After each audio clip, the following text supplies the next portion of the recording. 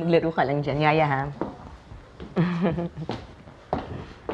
My God, Veronica. Your daughter's so spoiled, ah. May bago na naman PSP. Well, she's my only daughter. Natural, alagang-alaga siya.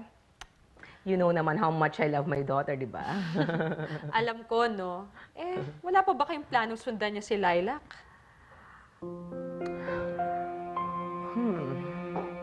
Mahina ang puso ni Almira. Dahil dito, kaya mabilis siya mapagod. At yun ang dahilan kung bakit siya hinimatay kanina.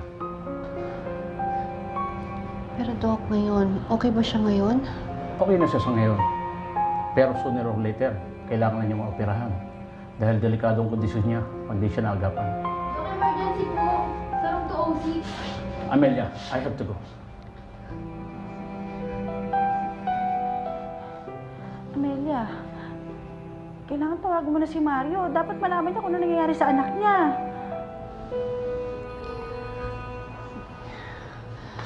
Pero ang sabi agad na sa akin ni Mario, tumawag lang ako pag importante lang.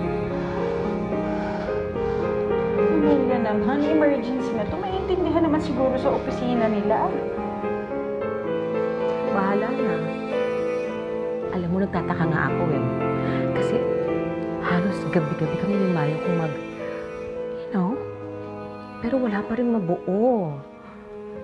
Baka hindi pa time. Baka naman maubusan na yung asawa mo na, you know.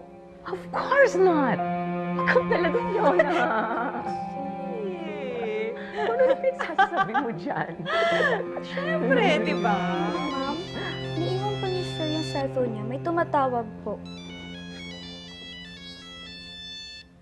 Okay. Ako na sasagot. Sige, thank you.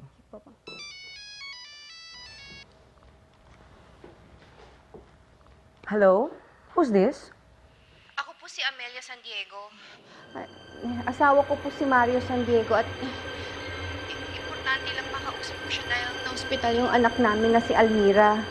Sinugod ko po siya sa hospital kanina at kailangan ko lang siya makausap. Wala siya eh. Busy, may ginagawa. Miss, kailangan ko makausap ang asawa ko. Pakisabi naman sa kanya na tawagan niya ako. Importante lang. Pwede po bang malaman ang pangalan niyo? Sekretary niya. Tumawag na lang po kayo ulit. Hello? Hello? Veronica, are you okay? Sino ba yung tumawag sa'yo? Asawa ni Mario. Sino yun? Sabi sa akin, may ginagawa si Mario at hindi ko pa siya pwedeng makausap. Huwag ka mag-alala. Tatawag din yun. Kukuha muna akong pagkain ng mga bata. You mean the first wife? Alam mo, in 6 years, ngayon lang naglakas loob ng babaeng ito na tumawag. Dati, naririnig ko lang ang pangalan niya pag binabanggit ni Mario. Pero ngayon, nakausap ko siya. Fiona, totoo pala siya. Pero sandali, bakit daw siya tumawag? Bakit? Mamamatay na ba ako? Hindi, no.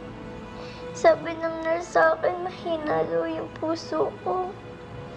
Papagamot ka ni nanay at tatay para lumakas yung puso mo.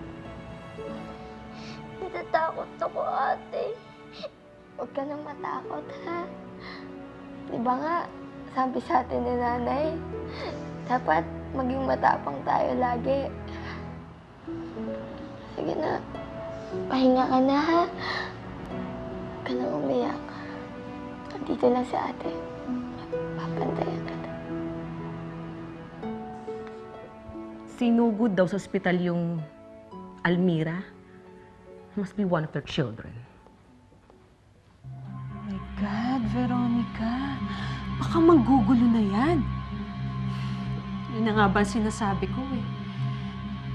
Ano na lang sasabihin ng mga friends natin kapag nalaman na yung asawa mo, eh may iba palang asawa? Mapapahiya ka, friend. Tsaka, paano na si Laila kapag kumalat na yan?